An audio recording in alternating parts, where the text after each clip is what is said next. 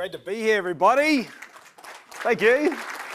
All right, first thing I want you to do, think about why you got into business. Get it in your head. All right, hand up if you got it in your head. Hand up, come on, don't be shy.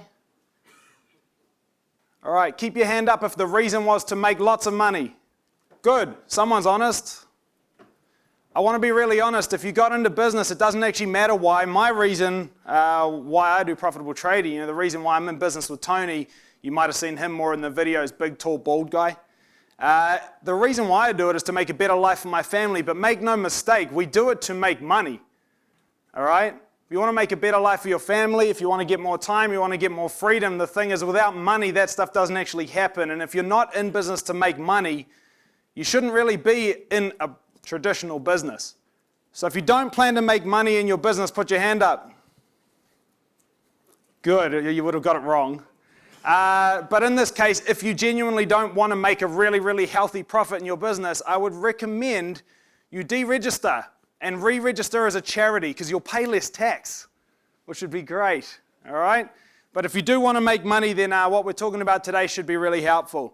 Now, if you don't have a really good system for making money in your business, you run into some problems. The first one is you end up flying blind.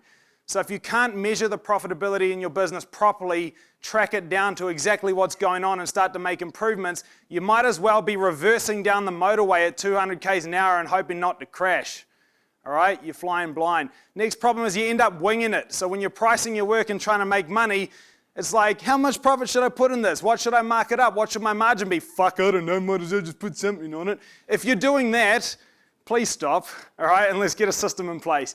And number 3 is you end up with poor profit. And like I said, if you got poor profit, you shouldn't really be in business because you're going to run into issues, big, big issues, cash flow issues, all right? You can't have strong cash flow without strong profit. There's nothing to accumulate. All right, you end up with time issues. You start thrashing yourself to death after hours and weekends, late at night. Why? Because you can't pay anyone else to do the work. All right, you end up frustrated, you end up pissed off, and honestly, a lot of people, this is where they go out of business. You know the statistics on businesses going out of business. It's pretty horrific. So don't have this. On the other hand, if you get a good system for measuring and improving your profit, you end up with opportunities. First one, you end up locked on. You're like, this fella, you're like, yeah, man, I'm going to make some money. But the thing is that you know how you're going to do it. You have a real plan, and so you can make that happen. Second thing, you be deliberate.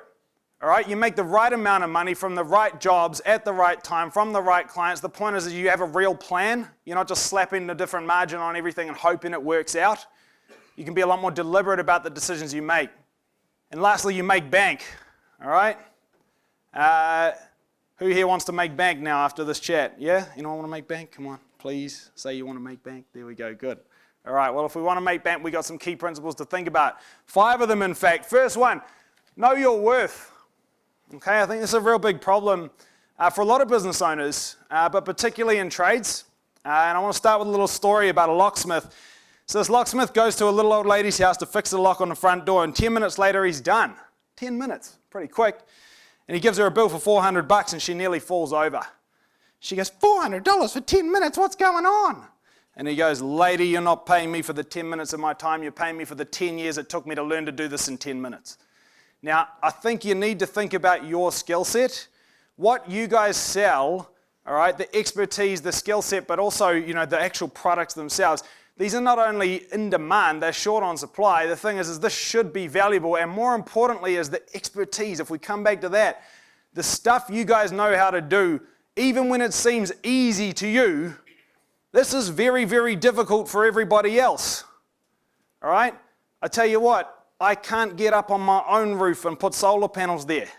All right? And I'm definitely not trying to sort out anything with the electrical cables. I'm not going to screw that up. I'm going to electrocute myself. So the point is, it doesn't actually matter what it costs. It doesn't matter what it costs you. And I think this is really important, is don't spend out of your own pocket. I don't care what it costs you to do this. It's what it means to me to have it, all right? So I want to share a story with you. I used to live in France, lived there for a few years playing footy, and I knew a guy who worked in the Louis Vuitton factory, one of the factories anyway.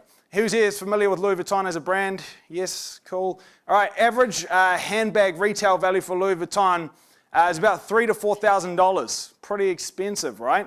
So this mate of mine who worked in the factory, he says, you know what, it only cost us 11 euros to make that thing. Nuts, right? Put your hand up if you think that's not worth it to buy $3,000, $4,000. Anyone think that's not worth it? Hands up. Cool, you're not their customer, all right? And what you think doesn't matter. I say that with all the love in the world, but your opinion of whether it's worth it doesn't mean shit. And the fact that it's only 11 euros to make that thing is also irrelevant. The only thing that matters is people buy those things for that price at a rate that's high enough that Louis Vuitton is a very successful business. You don't decide what something costs. Your customers don't decide what it costs. The market decides what it costs. So if you can sell something for a higher price, not only should you, but you have an obligation to do that, or you're trying to spit in the face of economics. And I tell you what, economics doesn't give a fuck about your opinion, all right? It'll just carry on, and you will falter. And other people will make that margin that should have been made, and they will have successful businesses. And you will be a very, very noble person working as an operations manager for someone else's solar company. Honestly. So please, guys, know your worth. This is valuable stuff, all right? And you need to actually extract all the value out of every sale that you make and all the pricing that you do. You have to, okay? It's not down to what you want to do. You have to do this. Second thing, back cost your jobs. Put your hand up nice and high so I can actually see because the lights are quite bright. If you know what back costing is. All right, few people, good. Back costing is really, really important in your business. It's really the key, the golden ticket to profitability. So at its most basic level, it's basically just the practice of checking your estimations against what actually happens when you execute a job. All right? Now, if you do quoted work, you're checking against what was quoted versus what actually happened. If you're doing charge up, you kind of do that all in one process. But the point is you're checking, I thought it would be like this, what actually happened on the job. Okay, that's what back costing is. Now, first off, when you're doing this, what you're looking for is blowouts and the reasons why. And the problem here is that when you're looking for the reasons for a blowout, you get something starts with an E. Anyone know what it is? Ego, no. So I'm asking my team, hey, what went wrong on this job and what are they going to have for me? Starts with an E. Excuses, that's right. Problem with excuses though, they often make a lot of sense. And they're hard to argue with. And if you weren't there and you didn't see, then it's your word versus theirs, and honestly they make sense and you don't, and you're being unreasonable, so what do? Nothing. You carry on. Sometimes what can you do? Sometimes it is nothing. And so you carry on. All right? There may be improvements that you could make, but too often you explain these away as extenuating circumstances. So the real juice in back costing actually comes when you break this down into an apples for apples comparison. We'll cover this shortly. And you trend the results by category, whether it be client, team, job type, or any number of different breakdowns. The point is that when we start to trend by category, then we can see past the excuses or the reasons. Okay? Numbers don't lie, and trends don't lie. So we start to see what work is profitable, what work is not profitable. We know where to up prices, where to sharpen execution, and what jobs or clients are just not worth your time. Okay? So we can make informed decisions about what we do with our pricing, what we do with our marketing, what clients we want to keep working with, and which ones we want to tell them where to go. All right? We know where we need to improve efficiency on jobs. One thing we do with our clients is we start trending the back costing by the team members that are on the job, and you find out Mike ruins every job he's on. All right? And at that point, you can train Mike, or you can kick Mike to the curb. But either way, you know what to do because you have the numbers, and numbers do not lie. There are no excuses coming out of a calculator. All right? And so we stop working for nothing. We know where to improve. Number 3, like I say, trend the results. So like I said before, individual back costing is cool. It does help, but it's too easy to explain away. Trends are what counts. All right? And if it sounds like this is a lot of work, it is. All right? Who here's sitting down and back costing every single job they do? Hand up if that's you. Oh, only a couple. Keep that hand up nice and high if you trend it by different categories. Now, if you don't do this, I'm guessing it's probably because you're like, man, I would love to do that, but either one of two things. I either don't know how or I don't have time. Okay? But if you don't know how, that's cool. This is not that hard to figure out, and we can help you with that. There's plenty of free stuff that can help you with that. If you don't have time, you need to check yourself on that. If you don't have time, it might be a capacity issue where maybe you need to hire someone who has time to do this. And you think, where would that money come from? Like from all the profit you're leaving on the table by not doing this. Now, if you are skeptical on that, come and see me after the session and I will do the numbers with you on exactly how much you are losing right now by not actually tracking your profitability. We'll look at different types of salaries and we'll see whether or not it's cheaper to hire someone to do this for you or whether it's cheaper for you to just wing it. All right? But the point is that this is very valuable time spent. I know it's hard, but when you start getting into the numbers like this, you're going to know exactly why you are making money or not making money and what to do more of and less of. It pays for itself many times over, and as you continue to grow your business, that benefit becomes exponential because you apply it to what you're doing now, but also everything you will do moving forward. So this is absolutely crucial, and you must do it. Next thing is that when we're doing this, we need to compare apples with apples. So I want you to imagine you have two jobs. One of them makes you $1,000 gross profit. Another one makes you $1,000 gross profit. Which one is better? Don't know, right? They're both $1,000. You need something that's actually comparative here. So if one of them is $1,000 gross profit from a $2,000 job, that's a 50% gross profit. If the other one is $1,000 gross profit from a $10,000 job, that's a 10% gross profit. So now we go, well, this is 50 and that's 10, so the 50 is better. Because in theory, I could smash out a lot of those $2,000 jobs, hopefully 5 of them, all right? In the same amount of time, I'm going to make more money because I'm collecting more of the money from every sale. I'm actually keeping it. Right? Well, then we say percentages. Okay, cool. So if we're going to go with percentages for apples, let's say you have a job which is 50%, another job which is 50%. Which one's better? And some people might say, well, they're the same. I'm like, no, they're not. They're not. And you don't know. This is actually not a fair comparison because it's all down to the fact that you cannot bank a percentage. Now, some of you guys here might be old enough. I'm only just old enough.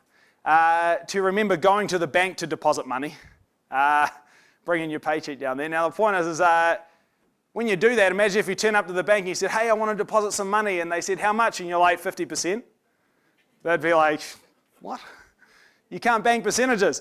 And so the thing is we need to have this in a more relative view. And so when we look at this, 50% on 50% is fine, but the thing is that we need to be able to actually compare. And the whole game of business and profitability is about how much money can you make for every hour of work that is done. And that's not just you, that's your team as well. So if you send you guys out to a job, how much money do they bring home for you for every hour that they're there?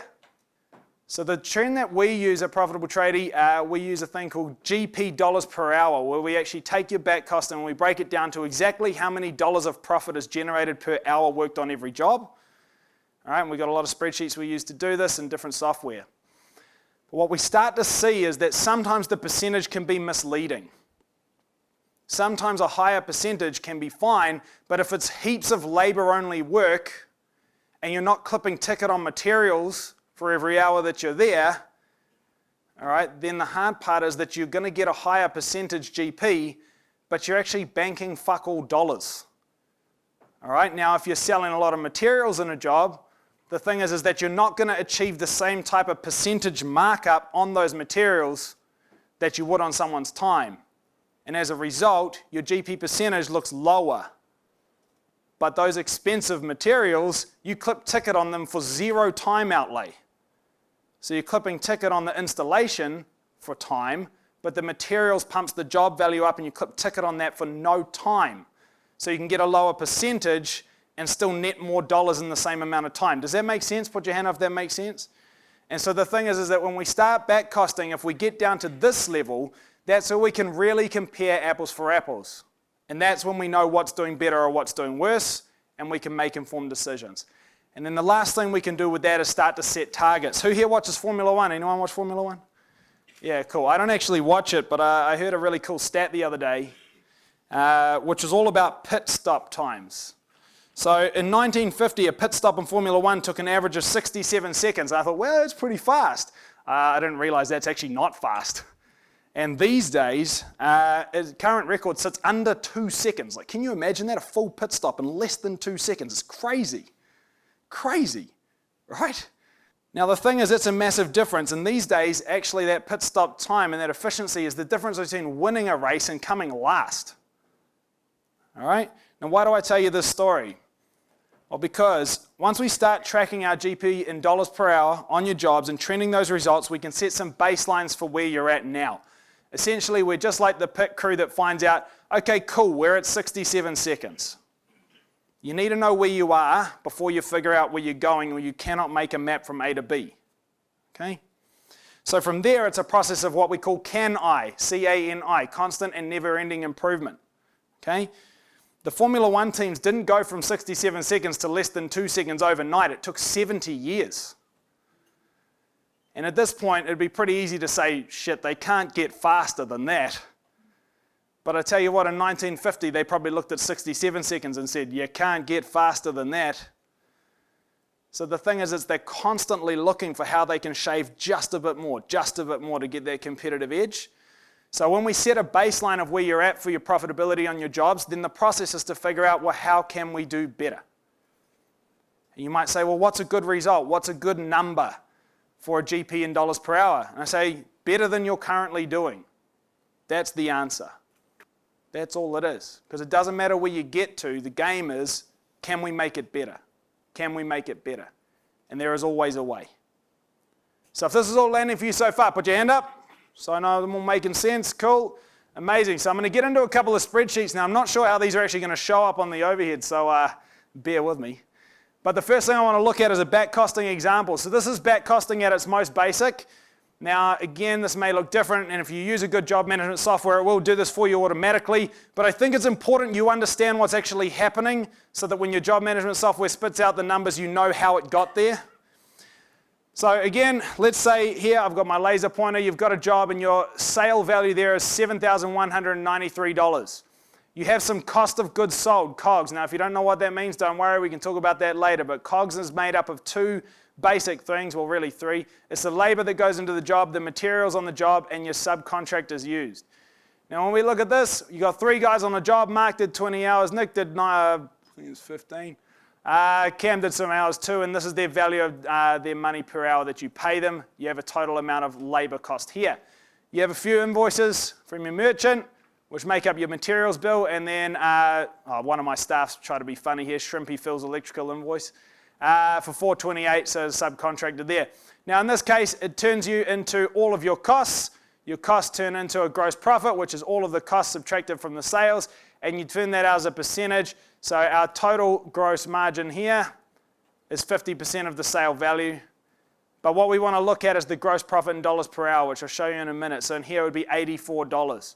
So even though it's a 50% margin and we're making about $3,500 in profit, it's $84 per hour that was spent on the job. Now obviously if this was a job where there was no materials or a lot less materials, I would have probably billed about the same amount for my labor, but my gross profit per hour would have gone down significantly because I'm not clipping ticket on materials for every one of those hours. Does that make sense to everybody?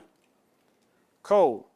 Now, this is a one-off job, but where we really get into some goods is when we look at trending these results. So when we use a spreadsheet, which again is something I can give you, if you want a spreadsheet for this, guys, come see me after. I'm happy to just give it to you. Basically, what you end up with is you end up picking some categories. So here you put your category at the top. And for every job that you do, you just put in the revenue, you put in your gross margin, what it was in dollars, how many hours went into the job, and it spits you out your gross profit in dollars per hour. Then what we want to do is look at the average. Reason we look at the average is so that we have a baseline target. And now from now on, when I'm pricing for this type of work in this category, my whole job is, can I price it to a point where I'm going to net more than $86.40 per hour? If I can get more than that and raise that average, amazing. If I'm priced the job and then I figure out what it would be in GP per hour, if everything goes well, and it pops out at less than $86.40, I have underpriced the job. And you go, but Phil, we need to keep busy. You know, this is going to be a really good job. I'm like, you're going to keep busy doing something you could have been more profitable with that time. There's an opportunity cost there. All right? Now, if anyone here ever priced work just to win it so you keep you guys busy, anyone done that? Be honest. Yes. So in this case, if you do that, I just want you to understand that when you think about that, if you put your price up, you may not have won the job. May not have. But basic maths around this, for the most part, you put your margin up by about 10%, you could lose 25% of your work without losing $1. Which means that when you put your margin up like that, you lose 20% of your work, you still make more money, and you have 20% of your time back, which you can refill with other more profitable work. Or take a fucking holiday, all right? Or have less mouths to feed in terms of staff because you can get more work done for more profit in the same amount of time. Whatever you want to do. But when you establish your baseline, you can work up from there. Next thing, this is the same spreadsheet, but the reason I bring up this example is because when you do this, you might find you have these things called outliers. So when we look down here at the bottom, your gross profit in dollars per hour, this one got 123, we got 87, we got 133, we got 113, and we got a $14. What do you think happened here? Mike's fault. Bloody Mike. Point is sometimes you have a job which just goes bad, all right? Things blow out, and nothing can be done about it. Now, if that happens, please take it out. Because if you calculate your average here at $94, you're going to say, well, the average is $94, so I've got to do better than $94. But actually, in this case, when you subtract the outlier, you're going to get a different number. So I have worked this out in advance because my quick maths is not as quick as it used to be. But in this case, if you did this, it would be more like $114 if you remove the 14. That would be your average. And so that's actually the baseline you should be trying to beat.